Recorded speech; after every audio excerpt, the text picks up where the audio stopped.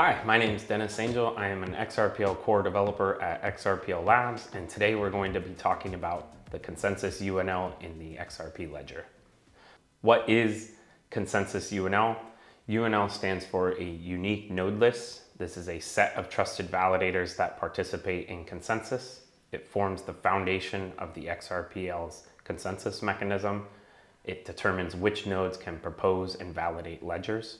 The negative UNL, or NUNL, is a mechanism to temporarily disable unreliable validators. It is a subset of the UNL that are excluded from consensus participation and provides automatic recovery without permanent removal. The UNL's core purpose is to ensure reliability while maintaining decentralization. So the critical network functions of the UNL and why UNL matters. Security maintenance, only reliable validators participate in consensus. This prevents malicious or faulty nodes from disrupting the network. It has automatic recovery, so temporarily unreliable validators can be re-enabled through the negative UNL. There's no permanent exclusion, which maintains validator diversity. It enhances network resilience by preventing disruption from validator failures.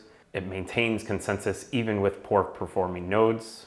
And it preserves decentralization to avoid permanent validator exclusion while maintaining distributed nature of the network. The core elements of the UNL, we have the validator scoring system, which tracks reliability by counting validations over time. It measures participation rates during the consensus rounds. We have a candidate selection process, which identifies underperforming validators for disabling and identifies recovered validators for re-enabling. We also have a deterministic voting mechanism which uses cryptographic randomness for fair selection and prevents bias in validator management decisions. And this is all managed automatically. It operates without human intervention. The self-regulating system maintains network health. The consensus process phase 1. Continuous monitoring. The system tracks validator participation over the flag ledger interval periods and records validation submissions for each consensus round. This creates the score table construction. The score table builds comprehensive reliability metrics. It counts successful validations per ledger and calculates participation percentages. There is a performance assessment, so it compares the actual versus expected validation counts and identifies patterns of reliability or unreliability. The consensus process part 2, candidates identification and selection. We identify candidates to be disabled, so validators that are below the reliability thresholds, and then we identify candidates to be re-enabled, which are disabled validators that are showing recovery. This deterministic selection uses previous ledger hash and cryptographic randomness to ensure fair, unbiased validator selection and prevents gaming or manipulation of the process.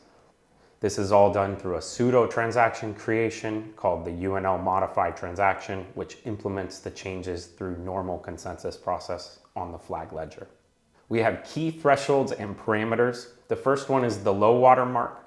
This threshold is 50% of the flag ledger interval. Where validators are below this will be disabled, and this indicates consistently poor performance.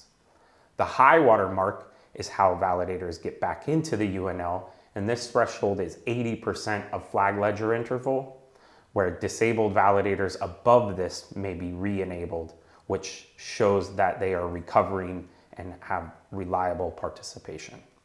We also have safety limits, so maximum 25% of the UNL can be on the negative UNL. There is also a new validator grace period protection, which prevents excessive network disruption. Next, we'll talk about the quorum dynamics.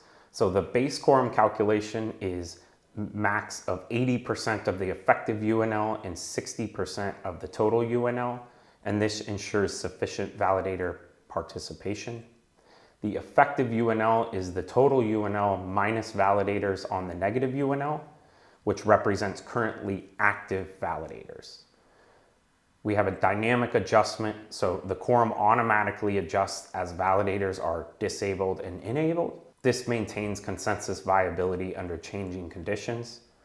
And the safety mechanism is that this prevents a network halt from insufficient participation while maintaining a minimum viable consensus mechanism. The next section is tracking validator status. So we have the current state, which is active negative UNL stored in the ledger state, which is a real-time view of disabled validators. We have pending changes, which are validators scheduled for disable or re-enable actions, queued for the next voting cycle. The current consensus states, no, yes, moved on, or expired states to track progress of consensus. This manages transition through the consensus process.